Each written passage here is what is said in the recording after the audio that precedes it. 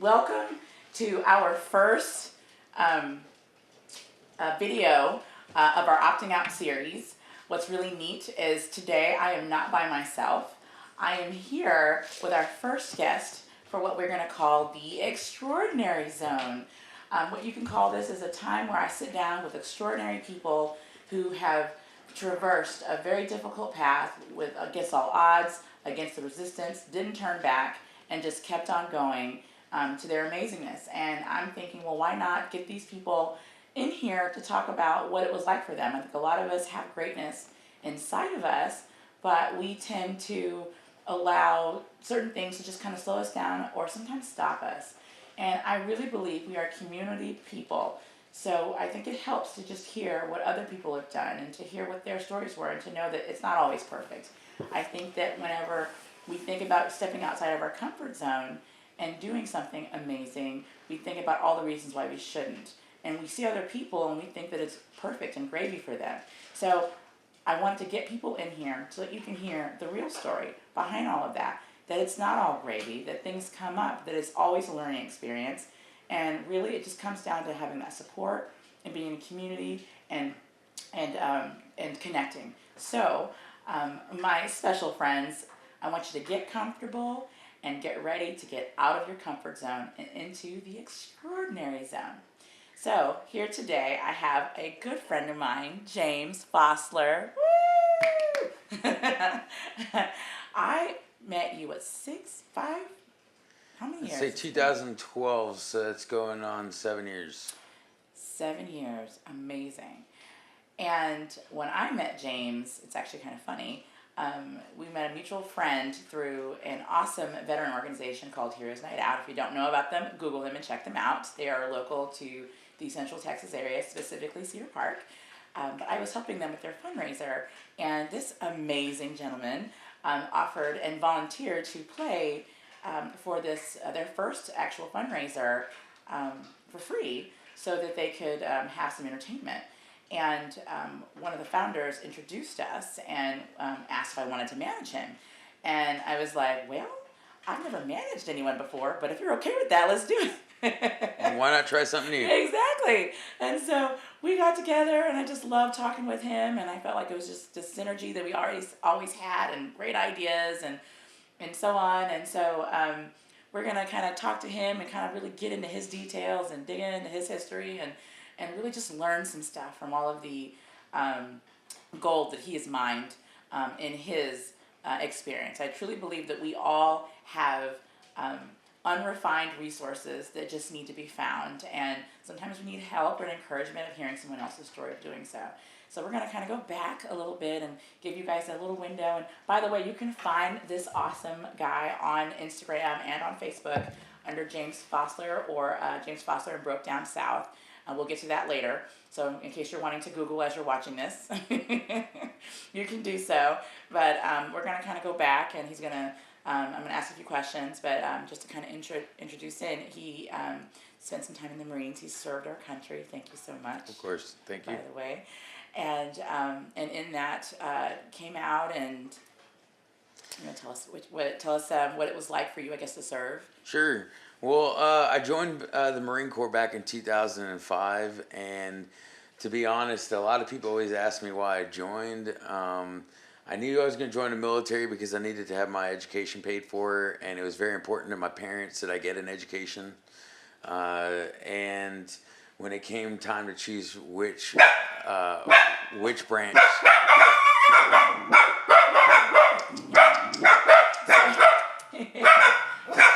They're going to tell the story for me. I know. So we have some extra guests in our studio / living room today. They're not used to having company this late. So we appreciate y'all. This shows how real we are in this family. So I joined. I chose the Marine Corps because my biological father was in the Air Force for 27 years. Mm-hmm. And at the time, me and him weren't getting along, so I decided to do the exact opposite of what he did. He said he was going to do. So I would join the Marine Corps to be in the hardest one. And so I joined the Marine Corps. I was a security force Marine for a number of years. And, I was in a unit that was a little, I wouldn't say prestigious because it was better than any other unit in the Marine Corps, but it was more well known because of the duties it entails. A lot of the responsible for all the U.S. embassies around the world. In case anybody ever overran them, we would go anywhere in the world within 24 hours and take it back. For instance, when they took Benghazi over, some of the Marines that we had trained over in Europe are the ones that went into Benghazi and took it back over. And so I did that for a couple of years. It was a learning experience. It matured me. I wouldn't say overnight, but it matured me. To for a while and to a point. And I wound up getting out in 2011 after 6 years. It was time for me to move on to my next adventure. I felt that I had gotten what I might have looked to get out of the Marine Corps, at least. With the time served, I was able to gain my education benefits, my GI Bill. So that was accomplished. I survived through the 6 years, Right. Which is a good thing in the Marine Corps. And I felt like there was a calling for me at the time. But, looking back now, 8 years later, I see that my calling was there. There was just a lot of fog and noise and obstacles in the way. And even now, like we were just talking about, things I wish I could have told my younger self. If I could have just told my younger self, hey, it's up ahead. There's gonna be smoke and noise and distractions, but it's gonna be there if you just put your nose to the grindstone. But so I felt like there was a calling. I wanted to do something else, and I actually remember when I got out of the military, the guy, my first sergeant, over here at this weapons company I was with. He had these reenlistment papers ready for me, and he was like, "All right, here you go, ready to sign it." And I was like, "No, First Sergeant, I think I'm gonna get out. I think I'm gonna go home and play music." And he laughed at me. Boy, do I get to laugh now. Right. That's right. Yeah, so I got out of the military in 2011 in November, and that's when I started my civilian life. And boy, was it like one day you go to bed a full, active duty Marine. The next day, they don't know you anymore. My mailing address is different. Everything else is different. And that's how it was, I'd say, for up until I met you, for about 2 years, I was really struggling. I had a lot of, personal, I wouldn't say demons, personal problems I was going through, like every normal person does, at the age of 25, in a new place, figuring out where they are and what they should be doing. And I really didn't know what was going on. I didn't understand what was going on very much. Like I said, overnight I went from being a Marine, knowing where I had to be, when I had to be there, why I was doing it, and how to do it, and went from that to nobody telling me when to wake up, when to go do things. And it was confusing for a little while. I guess I would probably compare it to like people who've been in prison, who have been told to do certain things for a certain amount of years, and they're used to that. And I will admit, I'd say for the first couple of weeks, if not the first couple of months, I didn't do basic things because I wasn't being told and being reminded, hey, you need to be doing this, you need to be doing this. And it added to a lot of my problems.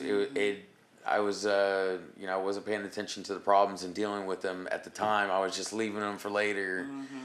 And that's when I found Heroes Night Out. I met a lot of good, friendly veterans. Paul Pro is one of my real good friends. A couple other Marines there. I got a lot of good advice from them. As a young Marine, like I said, I was confused. I didn't know what was going on. I didn't know about myself anymore. It was really weird. In the Marine Corps, I knew myself. I knew everything I was capable of, and things that even maybe I wasn't capable of that I made myself capable of. And once I got out of the military, I didn't have that anymore, and I became unsure of myself. So I started second guessing everything I thought I was supposed to be doing, it all was compiling up until it came to a breaking point when, I remember my girlfriend had left me. I didn't have any money for rent, for food. My roommates left. I was left in an apartment by myself, no way to get around. I had no money for anything, and it just got to a point where, I was for a long time I was only depending on myself because that's what the Marine Corps told me to do. Make sure I'm dependable. I could depend on myself, and I had been like that for a while. And after a while of not being able to depend on myself anymore, I started realizing I needed some help. Right. And I reached out to a lot of people, and like I was saying, those veterans at Heroes Night Out, they were telling me, they were Vietnam veterans that let their problems, fester and run on for the 40 to 50 years until they realize, hey, I can get help. Right. And I didn't know that because I was young, and nobody was out there straight telling me, well, you need to go get help. It's free, or it'll be taken care of, and that's what you need to at least get yourself in the right direction to figure yourself out. Right. And when they told me, I had just started going to the VA because, I just was talking to them. And I was talking to a psychologist there, I think. And I remember telling her, how I felt and what was going on and what I was experiencing. And, they wanted to label me with a couple of things, and they wanted to give me some medicine, and I wasn't a big fan of it. Right. And so that's after that meeting with the doctors when I decided to take the control of my life and bring it into my own hands, and make sure that I was going to be successful. And that's when I started to treat myself not as if I had some kind of disorder, but I had an identity crisis. That's beautiful. Yes. I always saw myself as a Marine on post, and being outside of the Marine Corps, that doesn't work anywhere. It was ruining, relationships with my friends, my family. I never tried to befriend anybody at work. It was hurting myself because I wasn't trying to uplift myself and uplift people around me, and I wasn't feeding that, getting that and being fed that off of other people. And so I decided that I was going to see myself as something else other than a Marine, because it had been so ingrained in my head that I was a Marine and nothing else, and that nothing was ever going to amount to a Marine. Right. And so I decided I was gonna take a turn for the better, not for the worse. And that's when I remembered who I was before the military, and that was a musician. Amazing. And I remember, and this amazing gentleman is for a nonprofit, and we'll get into more details of that later, but as a part of your kind of origin story for your nonprofit and what your mission is you kind of, wanting to reach veterans and those that are might be struggling with their identity, and how music really helped you kind of find that anchor. Of course. Of where you were coming from. And that is so amazing. And I love what you said, the identity crisis, because it's true. There's so many different diagnoses out there, whether we're researching or people are trying to figure out what's going on with us. There's so many things out there. Yeah. And it's so neat to just kind of come to that common identity crisis. Yeah. Who am I? For the past, I'd say 10 years, it's been where they're just figuring out that the returning, service members are coming back with something, and it's not visible. And at the time when I was seeing the doctors, it was a blanket. It was a diagnosis with a blanket prescription. Right. And that's what I didn't agree with, because I had seen so many of my friends take the wrong way out and choose to either ruin their lives or end their lives because of the medicines that they were taking. And so I've just never been one for medicine. I didn't want to be shoving any pills down my throat daily. And I saw, after I started going to the VA, I realized, I looked at my medicine cabinet one day, and I saw a pharmacy. I saw a pill for everything, that was ailing me. And I hadn't taken any of them yet, and I was just like, I don't want to do that. So I chose to identify myself as a musician. And Let me tell you, it was one of the greatest moments in my life. Looking back, I didn't realize it back then what I was doing, where I was going, and what I would be doing, and how successful I could be, and the great things I could achieve with my friends and the people that I really love.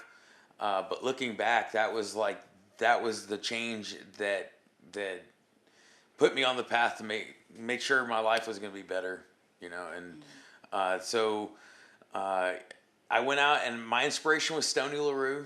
I went to a Stoney LaRue concert, and that's what sold me on it. I knew I was a musician. I'm musically inclined, but I was a drummer. So what I did was, not every good businessman will go out and do this, but I went out and I bought myself a $2,000 guitar, and I taught myself how to play it. That's amazing. And I remember saying, I wanted the crowd, the fans, like Stoney LaRue, and I wanted to be like Stoney LaRue, and I wanted to open up for him.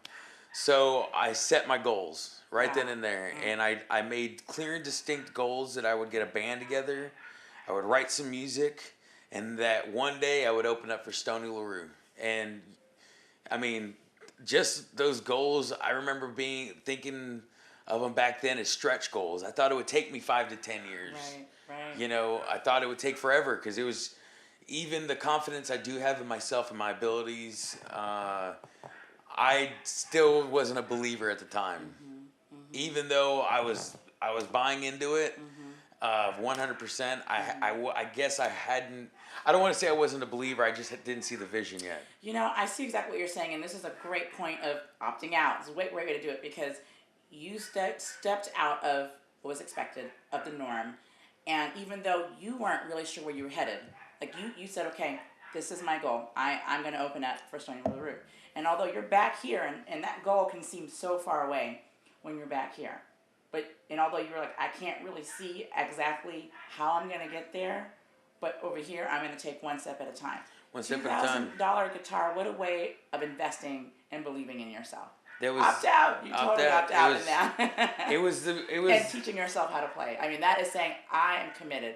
Yep. And I'm going to look at this $2,000 guitar every time I sit down and learn how to play it and say, this is a commitment to what I'm trying to do. Yes, ma'am. I think that was probably one of my first investments in myself. Gosh, was what that a guitar. Brilliant idea. And you know what? I want to even stop and just highlight that for everyone watching and listening. And even if we need to just do a repeat so they can hear it, when you set a goal and you achieved your goal, right? Yep. And how long did it take you from when you bought it? 2 years. 2 years. So, and you expected 5 to 10. Yep. So, is an example of his path. He set a goal, and he invested. Like, he did it to where it hurt. Invested, and that doesn't have to mean monetary for everyone, but do something to invest and to give yourself that assurance that this is where I'm headed. Buy a guitar that you can't even play, and not just any guitar, the best. Saying, I'm committed. I'm assuming you took that guitar with you and played for Stoney LaRue. Right? I did. Yeah.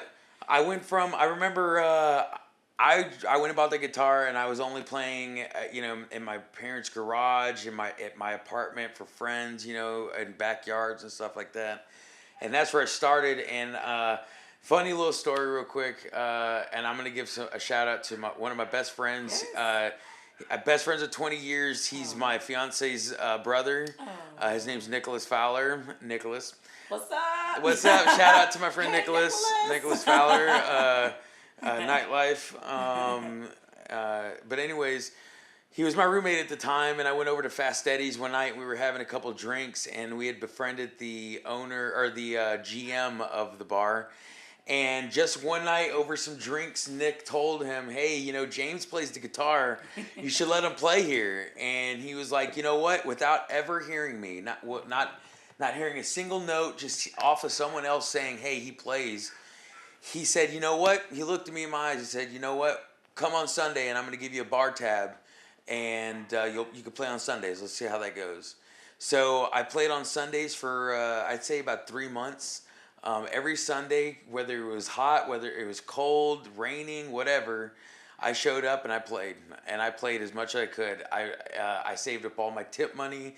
I bought the gear I needed to expand a little bit. And after 3 months, I started playing more venues. Owners of bars and venues were coming in to the venue I was playing on Sunday and they were acknowledging that I had a talent. It was a little bit more of a raw talent since it was the very beginning, but they could recognize that I had some kind of raw talent and that they wanted it wherever they were.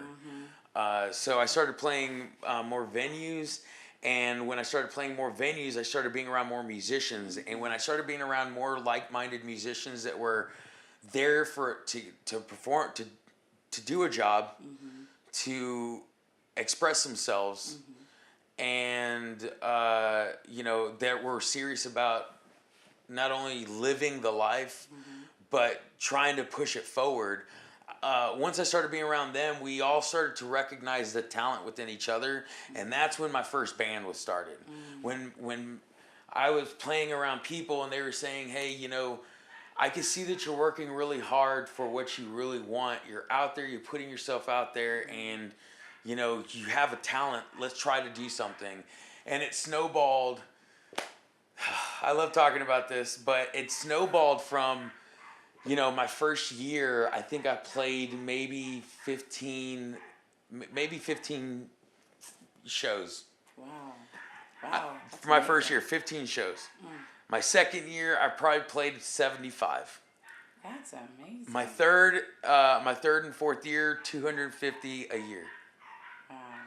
And that started in the third and fourth year, and the reason why is because I started playing the right places. I started showing up early, doing the right thing, making sure I took care of my people.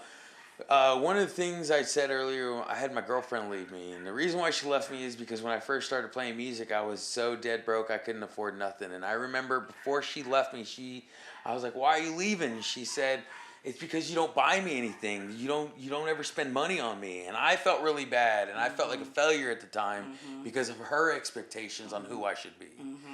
And in my first year, I invested so much in myself that in order for me to eat for the first year, I had to negotiate meals at the bars I was playing at.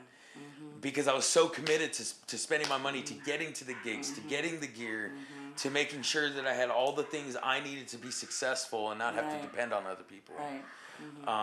And so doing all that for the first 2 years put me in the right spots, knowing the right people, that it was October 10th of 2015, I got the call to go open for Stoney LaRue. It was one of those where it was a moment of realization of a dream. It was the first powerful, wave of emotion that you feel after your first success. Yes. And after all the hard work I put in, and I knew I had to write songs, and I had to get out there, and I had to roll these cases and carry these cases everywhere. And for nights on end, I would be there. I would show up 2 hours early to every gig, and I would connect every chord, and I would unwrap every chord, and I would position everything, and I would do everything. 2 hours after every gig, I was wrapping every chord and putting it away right, and making sure everybody got their money, they got paid right, and it all came to a boiling point for me, in my favor, for doing all the right things, setting myself up. No shortcuts. No shortcuts, just making sure that I did the right thing as much as I could, and a lot of it was being lucky. I'm lucky that I'm talented. I'm lucky that I had talented people around me to be able to, spotlight some of the stuff I was trying to do. It's amazing, and I know it's so easy to kind of think about luck, but I'm just, from the little bit that I've witnessed firsthand, and then also just hearing more of the story, there were a lot of choices that you made. Choices that you made and commitment that you showed. And it's just hard not to see and believe that, when you're doing what you're supposed to be doing, and you are committed and you are willing to stretch, you're willing. I mean, one of the examples I had given during a coaching session recently was, when you are getting ready to do something amazing, you can't just show up. You got to work to that. Like, you want to do a half marathon, you don't just show up and say, "Hey, let's run." It's the wrapping of the chords. You train for that moment. So although it might seem, tedious and grueling and incremental, I love this analogy between incremental and exponential, because an exponential thing looks incremental at 1st, but it's by it's really not taking the shortcuts and reminding yourself you're committed to what you're doing. And when that means when the resistance comes, when your relationships are not working and they want to leave, and whether it's a romantic or friendships, a lot of times when we want to be successful, that ends up testing the iron of our relationships. Of course. And so when that happens, it's kind of that recommitted. You have to kind of recommit yourself. Am I committed? What am I working towards? Is this worth it? And I truly believe that when you are walking down the path you're meant to be on and you're willing to work for it, even when it gets tough, you ever notice when it gets tough, there's always somebody there to help kind of pick you up when you can't pick yourself up. Of course. But it's still always a choice that you want to get up. Yeah, and one of the things that I didn't want to pass over was that, I told you that I said previously that I had started treating myself. I diagnosed myself as having an identity crisis. Started treating myself as such, and that's one of the things that one of the underlying reasons for becoming this musician and buying into it was because I knew I've actually had a lot of friends that have committed suicide after their time in the military, and at one point I remember, with tears in my eyes, looking at my calendar, starting to fill up with it, and I knew that if I didn't buy in, if I didn't believe, if I didn't do the work, that I could end up just like them, as just as easy as they did. And I knew that, this wasn't just to make me feel better and have the warm and fuzzies at the end of the day. This was something that would potentially save my life. So this wasn't something that I could fail at. This was something that I felt that was important enough that I would have to think about it every day, and I would have to go to the depths in my mind of thinking that, if I didn't go to this gig and if I didn't make money doing this and I wasn't being, basically paid to be myself and who I was, that my life was in jeopardy. My life was in danger because, of what I'm predisposed to, maybe. Or you're climbing out of a hole. And climbing out of a hole. And that's what I feel like my friends were doing, and it was too much for them. So that, when I started treating myself and when I, became this musician, that's when, this thing changed for me where I stopped seeing myself as a Marine and I started seeing myself as a musician in a world full of other talented musicians, and that I didn't have to compete and hate everybody because they were a musician. You know what I'm saying? There's enough for everybody. There's enough for everybody, and I want people to be successful, and I want them to be successful with me. And not only that, but the biggest thing that music ever gave me again was that it had taught me how to love again. And the reason why is because I remember starting out as a musician, and for a while I thought I was on the Truman Show because people were just like, "Oh, you're so great! It's great! It's great! It's great! It's great!" And for a while I didn't know how to take it. I didn't understand it. I was just doing what I was doing, and people were saying this, and it taught me how to take the love that people were giving me. And not only that, but it was teaching me how to give it back to people. That's beautiful. And once I diagnosed myself with the identity crisis, I treated myself for it in a way that I thought was reasonable. I started to see myself regress out of it. And that's when I started, my relationship with my parents started getting better.